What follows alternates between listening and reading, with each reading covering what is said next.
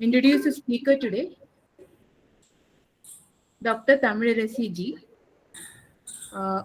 Dr. Tamilarazi G is Assistant Professor at Department of Civil Engineering, Sardar Vallabhai National Institute of Technology, Surat.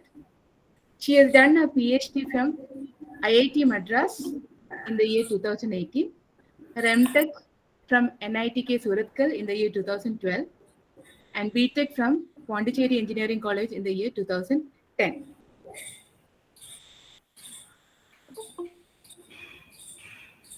Her PhD work was on mitigation of seismic lateral torsional response in plan unsymmetric buildings. She has won several awards and recognitions.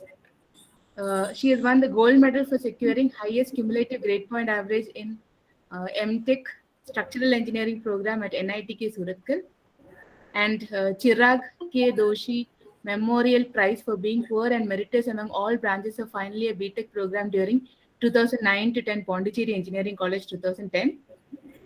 Government of Puducherry second rank in university examination held during 2006 to 10 Pondicherry University 2011, and stood second in Kannagi Government Girls Higher Secondary School Puducherry in class 10 examinations in 2004. She has several publications in journals and conferences, national and international conferences, and also in research bulletin of NITK.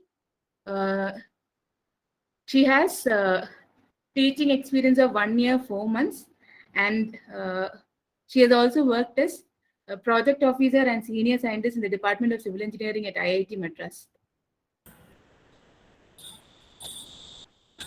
Her areas of interest include earthquake engineering, structural dynamics, design of reinforced concrete structures. So, with great pleasure, I welcome you, ma'am, for this lecture on earthquake, effective floor diaphragms in earthquake shaking. Thank you, Radhika. Am I audible clearly to everybody? Yes, ma'am.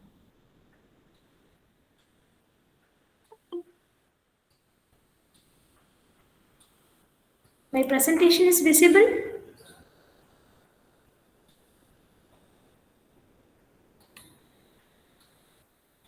Is my presentation? Yes, ma'am. Presentation is visible. Yes. Yeah. So, good morning to everybody. I hope you enjoyed all the sessions till now. Can anyone come forward and say what you have learned till now in your this course? Among the audience, can anyone come forward and say what you have learned till now?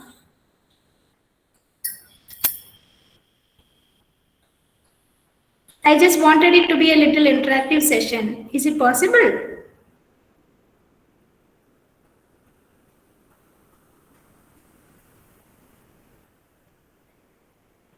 Can anyone come forward? Hello?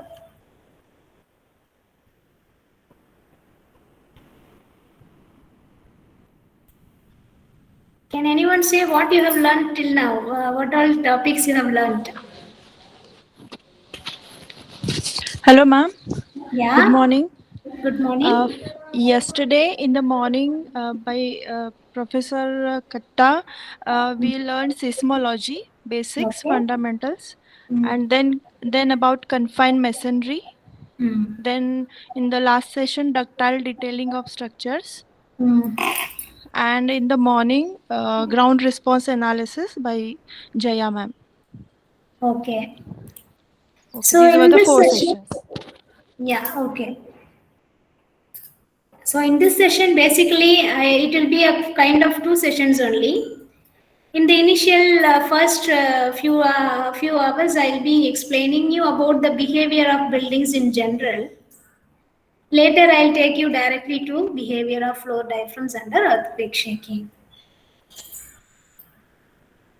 So the presentations go like this. Initially with introduction regarding overall behavior of buildings under earthquake shaking, and then explaining the floor diaphragm and how the code provisions address the effect of floor diaphragms, And what are the critical parameters that influence the 4 diaphragms under earthquake shaking? And a few comments on the existing provisions, and finally summarize the study. So basically, if you see, in overall, buildings are either masonry or reinforced concrete and steel structures. So in overall, we have only these 3 type of structures, that means which are dominant. So we'll be seeing about these behaviors one by one, and then see few of the solutions, and then finally summarize and go back to the floor diaphragms. Like masonry structures, behavior of RC buildings, and steel buildings. Basically, when you see the failure of building under earthquake shaking, from the past experience, we can see the building failure maybe as an overall building failure, which is meant as global failure of building. Otherwise, local failure, which is said to be few critical components or few non-structural components which will fail or damage under the shaking. If you say the global failure, that may be due to the global effect of the poor building configuration in plan or elevation. Can anyone say what is the poor building configuration in plan? Any example? Or what it will lead to?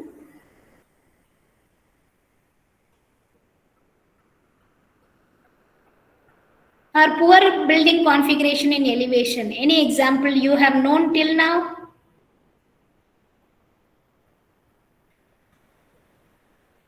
Please tell no if you don't know. I will explain further. Soft story elevation. Yeah, elevation wise, if you say it is open ground story or soft story effect. That is one of the case, and there are few more also. Then plan wise, Irregularities. plan irregularities, which may be creating unsymmetrical distribution of structural elements. So let us see this one by one. Let us take building configuration. First case, being too long or too tall or too large in plan, which is very dangerous to earthquake shaking. What happens to such buildings? Complete collapse. So it is important to divide such buildings into partitions by using separation joints. If not regular shape but not too long, then what other shapes affect this type of irregular shapes like L shapes, T shapes, and H shapes, which will lead to cause torsional effects in buildings. Otherwise, stress concentration at these localized regions. So wherever this 90-degree bend comes, there are the stress concentration regions, and there you will get more damages. For example, let us take this L-shaped building. Suppose if there is a shaking, you can see that the corner is highly vulnerable to the shaking, and this is the stress concentration region, and the particular corner will get collapsed. For example, building collapsed in one of the earthquake earlier, the corner of the L-shaped building got collapsed. So the solution to this is you have to divide it into simple configurations. Next, in plan, we see about torsional eccentricity, which cause huge damage in buildings. How does torsion arise in buildings? Anyone knows? How does torsion arise in buildings?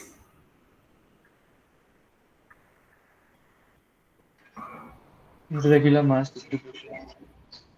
Yeah.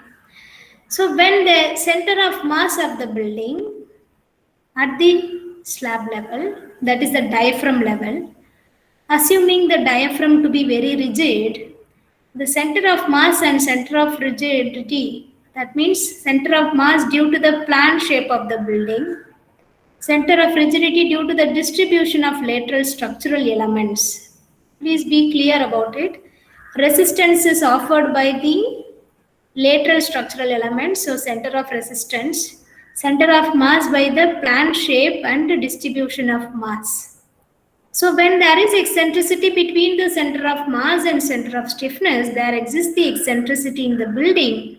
When it is along the direction of shaking, the building will twist. So what will happen? Definitely the flexible side of the building will undergo large deformation. Definitely these columns would not have been designed for such deformation. Even if it is designed, it cannot withstand so much of deformation. So the only possible way is to avoid large eccentricity in buildings. This is one of the examples that shows to you the effect. Is there any other possible way that you will get torsion in buildings other than eccentricity? Any idea?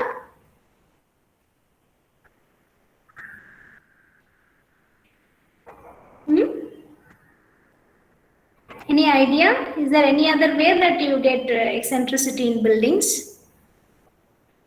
If not torsional eccentricity, there is another critical parameter which will highly influence the torsional effects in buildings. Have you heard about torsionally flexible buildings? Or building having first mode of the building as torsional mode. So torsion will always arise in one more building where you have a structural core which is confined at the center, having lack of lateral resisting element surrounding the building, that lead to cause first mode of the building to be torsional, and which lead to cause increased deformation, and those building also completely fail. So avoid torsionally flexible building. To avoid such buildings, it is required to provide walls at the periphery of the building also. Maybe this is few people may be knowing this as new concept, but it is already there. And recently even Indian Code provision says the first mode of the building should be avoided. Then, even if the building is of large eccentricity, with the small eccentricity also with the large aspect ratio, this building undergo huge damage, demanding huge deformation at the exterior ends. So it is required to ensure that large L/B ratio should be avoided in buildings. There are few more cases like the presence of staircase well, water tank will also lead to unsymmetric distribution of stiffness and strength. This will lead to cause torsional effects in buildings. For example, is given here. So how to avoid the effects of torsion? It is better to provide peripheral structural elements all along the periphery of the buildings like structural walls and columns to avoid the effect of torsion. This is one of the example, coupled structural wall system along the periphery. Now let us move on to elevation. Poor elevation in the sense, one of the candidates said about the open ground story building, that is soft story building. There are other cases like setback buildings like this, or unusually tall story, like particularly making one story very taller than the other story. Then poor load path, having buildings on slopes, having floating columns without having any direct load path to the foundation, and then open ground story buildings. If you have any questions, please directly ask me. I am not directly seeing your chat box. You can stop me in between anywhere and question. Otherwise, you can finally ask me the questions at the end of the session. So what happens to such kind of open ground story buildings? It will act as an inverted pendulum, undergo too much of deformation. Completely the entire story below this will get collapsed. For example, the soft story collapse of the buildings due to earthquake shaking. If there are buildings like this, then you have to better provide separation and build them separately. Otherwise, you have to end up getting such kind of total collapse in buildings.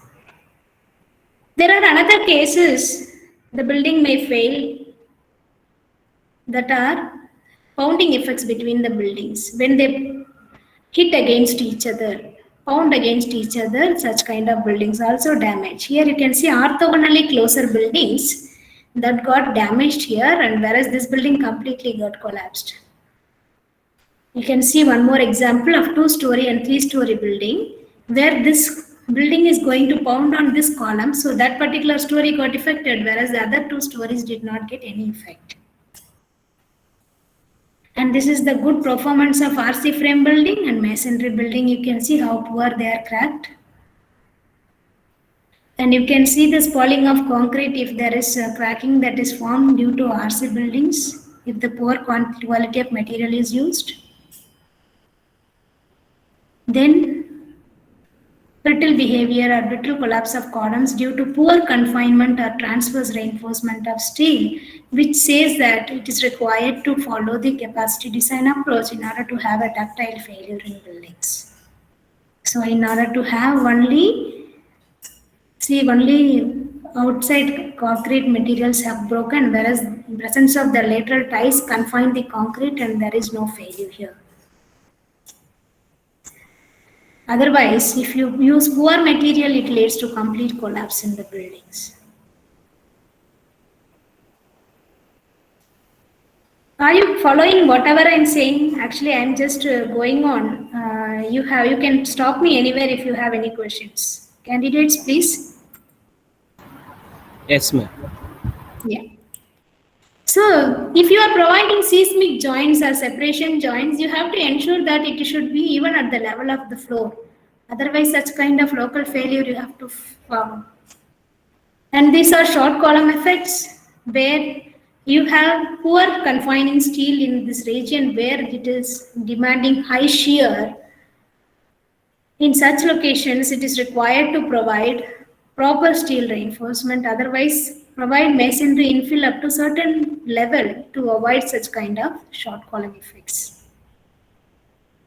Then poor behavior of precast buildings where the diaphragm is unable to transfer the forces to the foundation because the diaphragm is going to be very flexible. Also the tie beams are not having the enough strength to transform the forces and it will tear the slab and completely fail. So in order to improve the performance of RC buildings, few of the cases may be to create regular configuration in buildings, provide more redundant structural elements like beams, columns, and structural walls, avoid yielding of columns like strong column, weak beam philosophy you have to follow, avoid foundation failure and increase member deformability and avoid story mechanism. Otherwise, you completely isolate the building in such a way that the ground displacement does not affect the structure. So that is the concept of base isolation, which is recently followed in Bhuj Hospital in Gujarat. After 2001 Bhuj earthquake, where a completely hospital building is collapsed, and that is now reconstructed with a new hospital building provided with base isolation material made of lead rubber bearing, which is provided at the bottom of the building, and then it is constructed, completely isolated from the ground. So when you provide such type of isolator at the bottom of the building, basically you are ensuring the stiffness of the building is reduced and the building becomes flexible. In that case, your natural period increases and the corresponding acceleration demand in the building is completely reduced. This is called seismic isolation principle. Few of the RC buildings you can do that, or other type of buildings also you can proceed. Let us next see some of the failure of steel buildings. like collapse of steel frame buildings, it is important even to have lateral members to take care of the seismic actions like bracings or retrofitted with the special moment resisting steel frame members are provided with eccentric braces to strengthen the buildings. You can see the poor performance of diaphragm. The steel frames that are not designed to carry the diaphragm forces to transfer to the foundation, which lead to cause the failure of this diaphragm. And few cases of masonry buildings we'll see. Typical damage or collapse, poor workmanship and poor materials used based on earthen and stoneware buildings. You can see the complete collapse of these buildings. You need to ensure the complete load path from the starting to the ending to the foundation. The moment inertia forces are generated, that should be clearly transferred to the foundation without any destruction. Otherwise, what happens? Definitely the failure happens. How it is happening? When the ground is shaking in this direction, inertia force will be induced in these slabs. From the slab, assuming the diaphragm to be rigid, it will be transferred to the load resisting elements. Even this out of plane wall also should take some amount of load that is transferred by the diaphragm. Like this is the resistance offered, and this walls will undergo out of plane behavior. If this wall is properly connected to the diaphragm, then definitely the building will behave as a box. Otherwise, there will be out of plane failure of the walls or corner failure of the walls. So such kind of mechanism will happen in masonry buildings. These are few possible failure modes: diagonal cracking, horizontal sliding at foundation level, at lintel level and at ground level, or overturning of the entire building. Diagonal cracking you can see here. See, corner of the building or entire building got collapsed. See the improper connection between the walls. Poor workmanship. There is no through stone, there is small stone, and thickness of the wall is very huge, leading to huge mass here and complete collapse. Collapse of few masonry buildings here. You can see here the diaphragm is not properly connected to the transverse wall, which lead to cause complete collapse of this wall. See, lack of diaphragm leading to corner collapse mechanism, out of plane behavior of wall mechanism, and transverse wall which is not properly connected to the diaphragm leading to collapse. So in masonry buildings, you need to create proper joint between the adjacent walls. Tie the walls with foundation and roof to the foundation through the roof to ensure box action using horizontal bands at the lintel levels and provide horizontal and vertical reinforcement. Use small size openings for doors and windows and restrict the length to thickness or height to thickness ratio, and then use good quality material. In overall, if you see, most of the buildings failed due to poor site condition, poor materials used for construction and construction that is carried out, and the structural system that is chosen, and poor design and detailing, and poor understanding of earthquake behavior of buildings. Finally, it lead to impact life and society, property, civic communities, lifeline facilities, heritage and economy and development. So, it is required for us to understand the behavior of buildings under earthquake shaking, not to design just to mitigate the negative effects. That is the case, we need to worry. Then we need to design the building at least following the building code provisions and follow the earthquake resistant design philosophy. Under minor shaking, only small cracking at the non-structural elements level. Under moderate shaking, only few structural elements can crack, whereas the major cracks can appear in the non-structural elements. Whereas under strong shaking, the building should not collapse.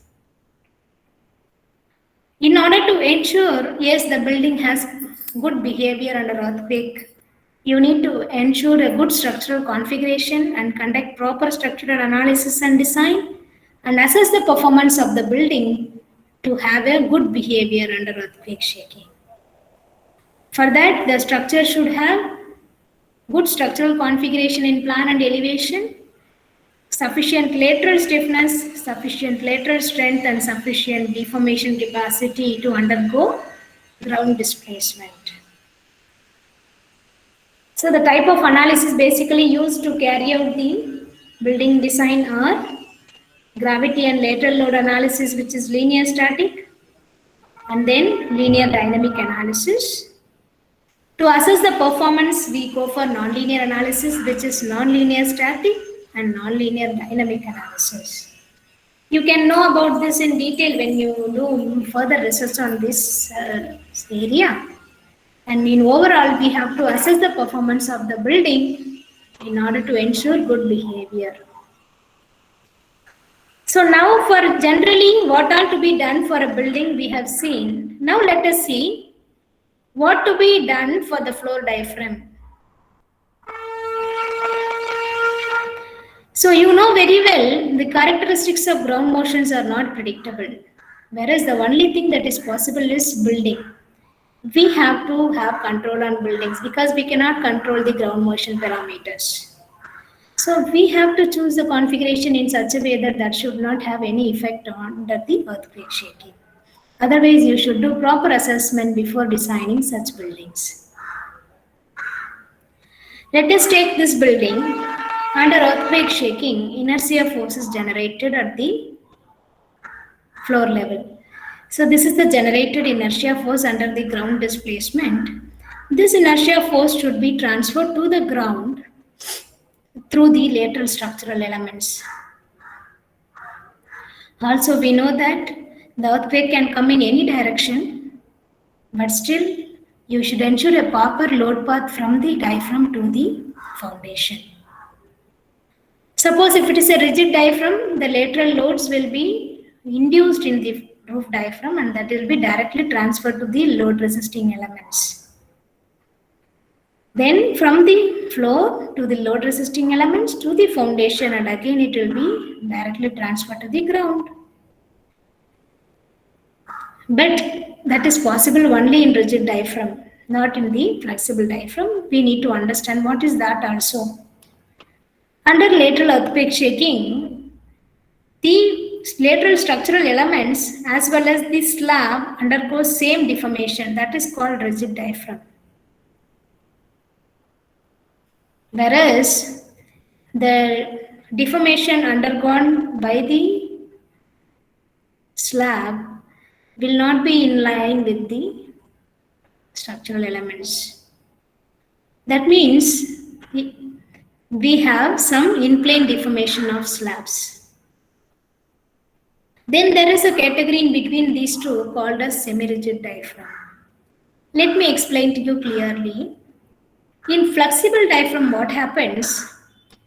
When the demand is introduced in the slab due to the ground shaking, the load is distributed to the lateral load resisting element based on its tributary area.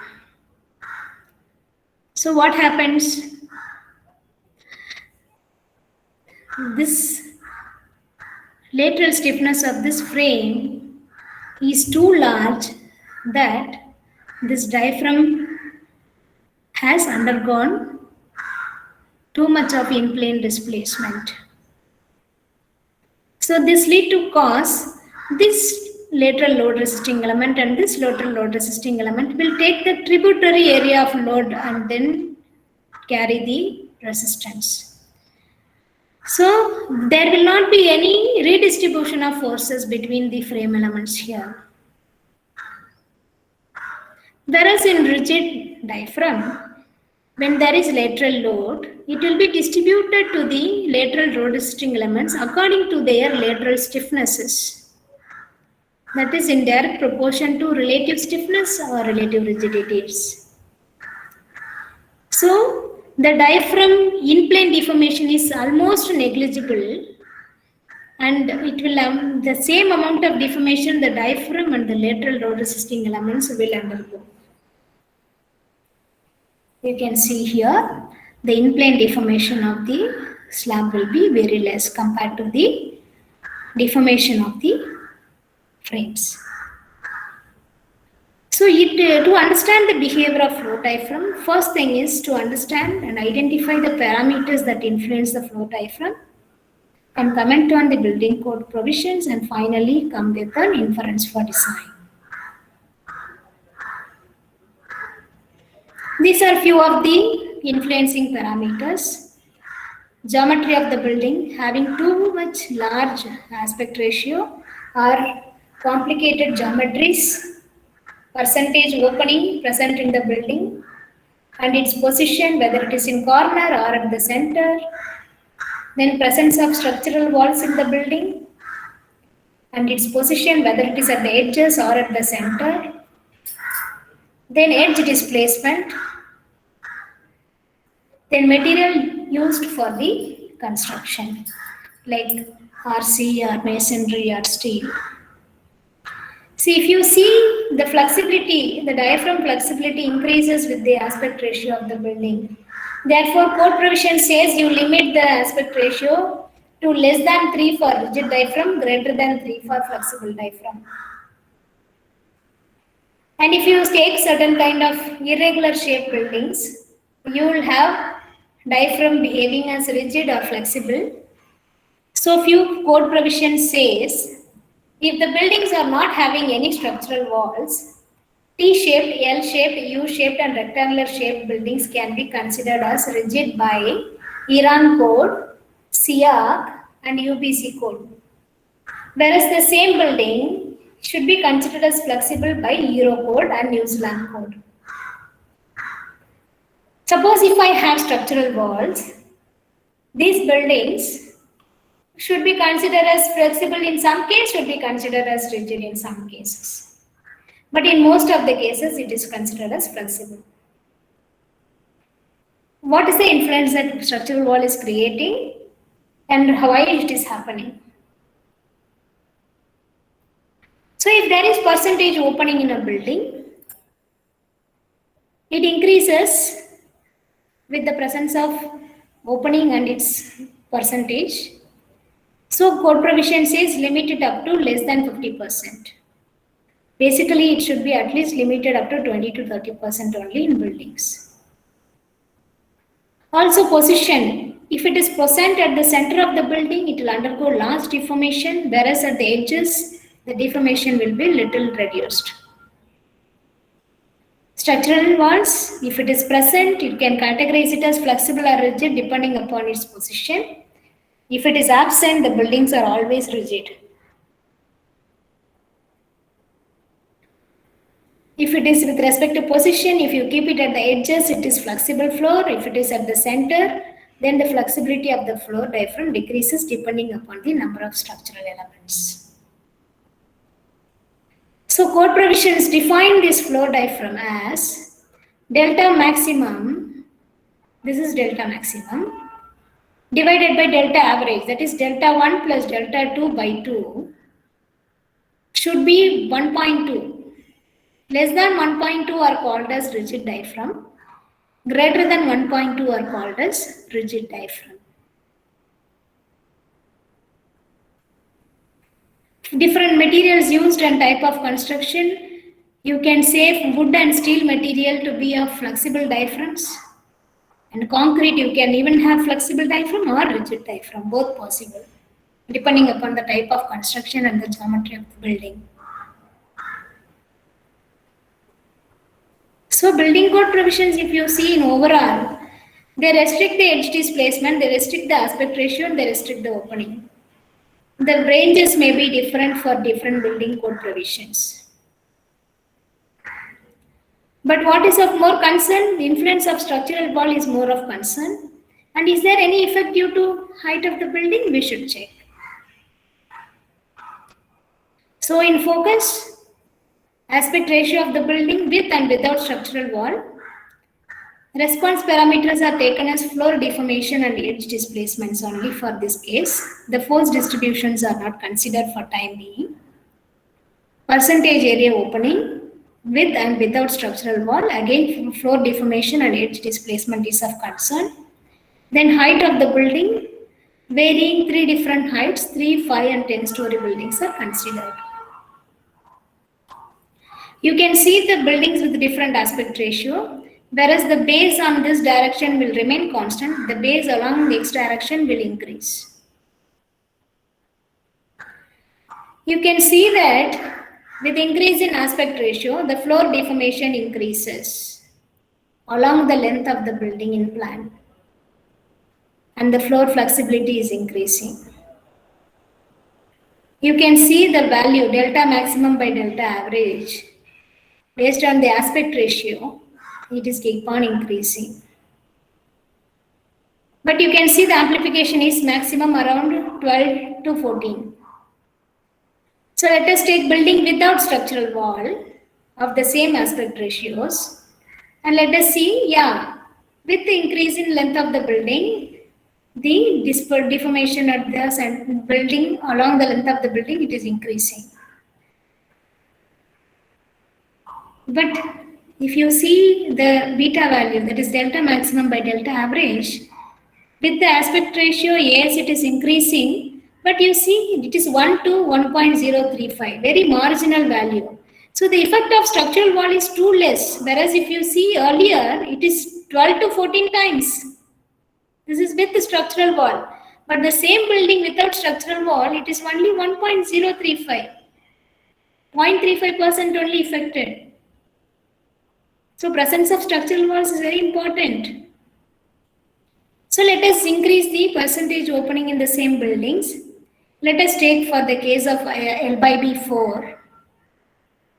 We can see that this is the length of the building and this is the normalized displacement with respect to edges. You can see with the increase in percentage of opening, the floor displacement increases. So for floor flexibility also increases. This is for building with the structural wall. So without structural wall, even the same observation, but you can see the amplification is around 4 here. This is around 1.008 only. Again, the effect of structural wall has more effect in the floor diaphragm behavior. So let us see the height of the building.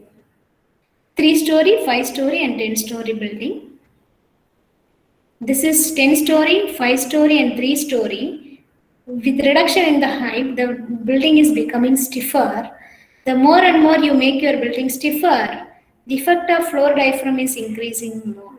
That means as the height increases, the effect of floor diaphragm decreases. Means the flexibility of the building increases with height. The moment flexibility of the building increases, floor deformation is decreasing. This is without the slab opening and with the structural wall, so around 5 times. This is with the slab opening and with the structural wall, 30 times. This is with the slab opening without structural wall, only 1.06. And without slab opening, without structural, 1.007. So the amplification is more in the cases where this is around 5 and this is around 30 with the presence of structural wall and with and without opening. So the effect of structural wall highly influences the in-plane deformation, and especially when they are located at the edges. So it is very important to consider in the provisions. So in building code provisions, if you see, there is only one provision, that is the edge displacement, along with the aspect ratio to be limited to 3.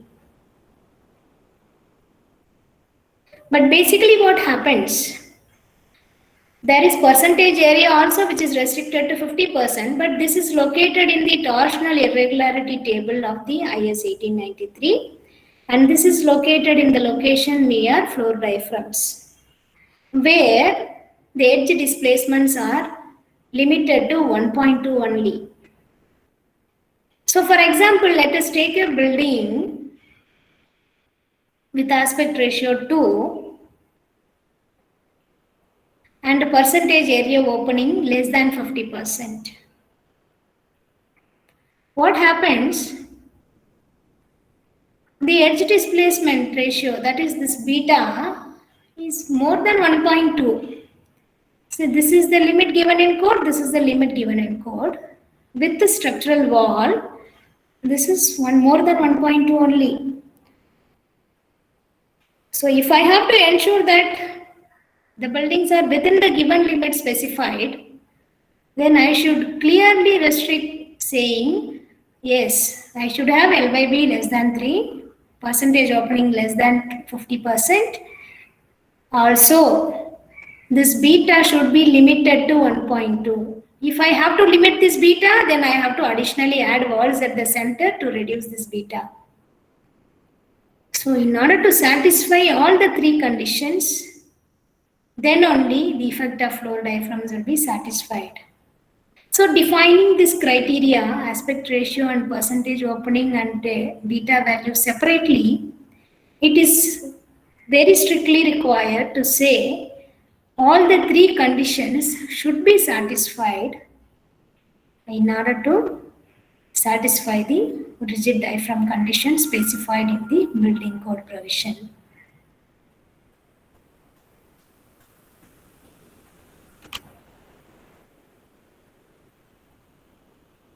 Summary. So if you see in the floor diaphragm, the presence of structural walls highly influences the diaphragm behavior, irrespective of other structural parameters like height of the building, like aspect ratio of the building, or percentage opening of the building, and relative stiffness between the structural elements. So the more concern is for the buildings that has more structural walls at the edges. We have provisions in the code provision, in the building codes, but we need to clearly specify if you define a floor to be rigid, it should satisfy all the three conditions. Aspect ratio should be less than or equal to 3. Percentage opening should be restricted within 50. And beta, that is delta maximum by delta average, should be less than 1.2. It is required to satisfy all the three conditions in order to satisfy the provisions given in the building code. Otherwise, what you have to do, directly take the building, model it as it is in the software, design for the demands that is coming from the software as it is for the diaphragm as well as the structural elements. You do not have to worry about the rigidity or flexibility of the diaphragm then. Any questions?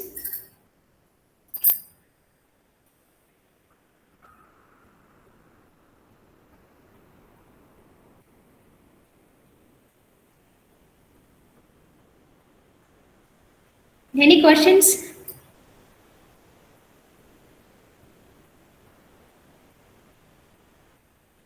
Audience?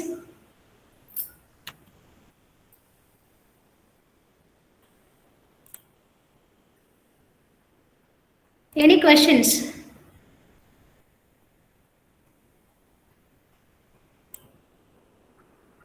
No questions in the chat box. Can anyone open and tell me if you have any questions, I can clarify. Radhika? Hello, yes, ma'am. I completed presentation. Okay, ma'am. But, There are no questions in the chat box. Participants, please feel free to ask any questions either in the chat box or you can unmute and ask.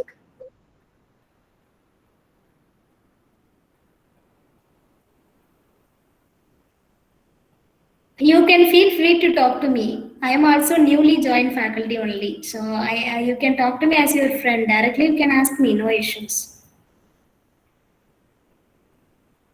Do not worry if it is a silly questions or anything. You can talk to me directly.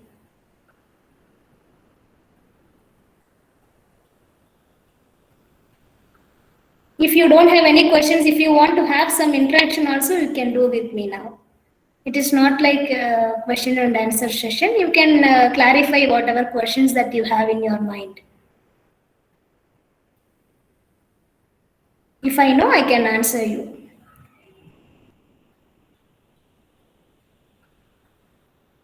What is happening with everybody? 57 and 66 people are there.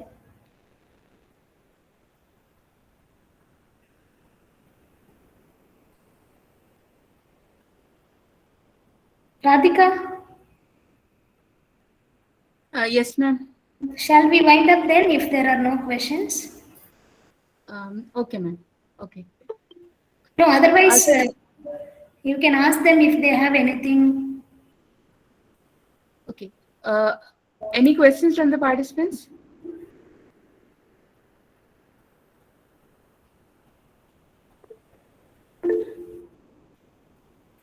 Okay. Yes, please. This is Sami Abbas. Yes. Can you please unmute and ask?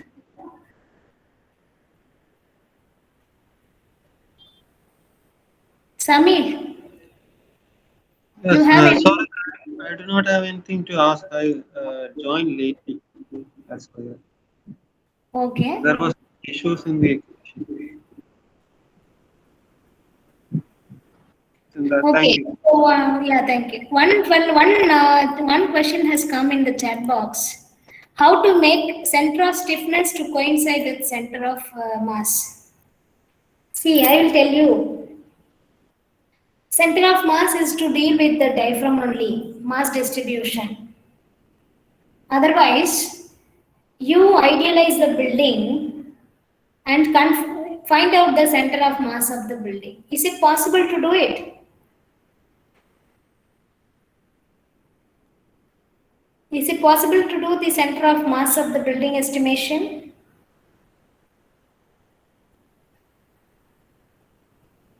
Tanvesh, We can check that in ETABS, I guess. in ETABS, you have a direct option. If you just click, take the building to be rigid diaphragm and estimate center of stiffness and mass, it will estimate center of stiffness and center of mass and give it to you. So you can estimate E from that, right? Yeah, actually, sometimes what happens is that torsion comes in first to second mode. So generally, we have to make the building stiff from the side where it is trying to rotate the most. Yeah, so So you have to, when you estimate the eccentricity, you will understand which side the elements are more and which side the elements are less. So yeah, but either that you remove the elements on the more side, otherwise you provide elements at the periphery on the elements that have less sometimes side. because of architectural considerations, it becomes very difficult to do that. Yeah, in that case, you need to clearly see which location you have to provide wall and which location you have to remove the wall. Okay. You have to play around here with only walls because your center of mass is going to be fixed due to the diaphragm, right? So Yes. only thing that you can play around is by varying the stiffness distribution. That means by varying the locations of columns and walls, or by increasing the dimensions of columns and walls, and mostly by locating them at the periphery of the building. Okay. Thank you. Yeah. Basically, this diaphragm. One more question was. One more question was, is there any research topic that you can do for diaphragm? Yes, it is also an ongoing research topic only. You can find out many things related to that in the online material and you can do it. Yes, Radhika? Okay, ma'am. I was just about to read that question. Yeah, okay. And someone is saying that they were not able to attend the session and they wanted the recorded session.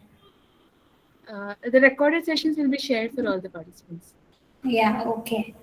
Any other question? You can generally ask, like if it is not related to yours also.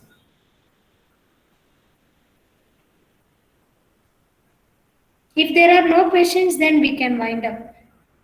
Okay, ma'am. Yeah. So, thank Is you it very okay much. that I finished this little early? Yes, ma'am, it is okay. It was an excellent presentation, ma'am. Thank you very much for the excellent presentation. You actually went into the basics regarding the building before going into flow diagram, which is very uh, a good way of presenting. And I'm sure all the participants have benefited from this. Thank you very much, ma'am. On behalf of the Department of Civil Engineering and the participants, I would like to extend hearty gratitude towards you for agreeing to deliver a lecture for this FTP. Thank you, ma'am. Thank you. Thank you, thank you. Thank you everyone for giving me this opportunity, and also feel free to email me. You can see it in my college website if you have any questions on that. Thank you all. Thank you, Radhika. Okay. Thank you, ma'am. Thank you very much. Thank you. Dear participants, our next session will start at 2:15 p.m. So please join at 2:15 in a separate link. Okay, feedback link will be shared. Please hold on, I will share the feedback link.